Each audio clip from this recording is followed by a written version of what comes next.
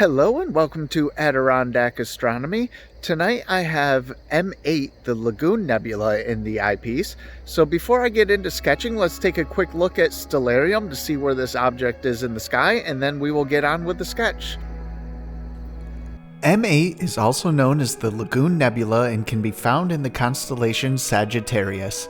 M8 is around 4,100 light-years from Earth with a diameter of 110 by 50 light-years and has a magnitude of 6.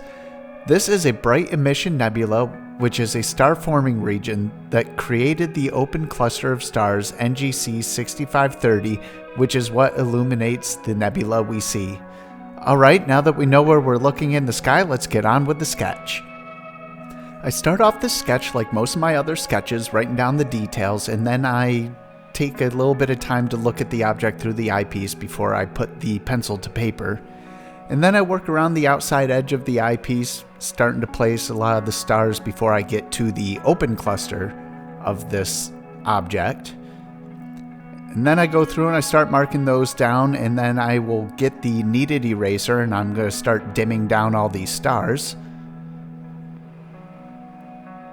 You can see them fade as I use the kneaded eraser.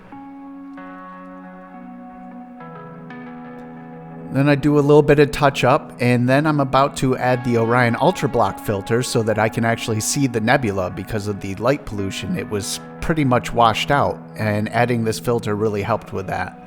And I did a little bit of pastel on the side and dipped the blending stump in that and used that to place the nebula. Alright, so that's about it for the sketch. Let's have a look at the final drawing.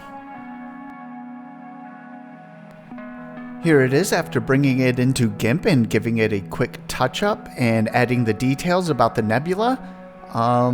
It was relatively warm that night, seeing was pretty good, and transparency was decent.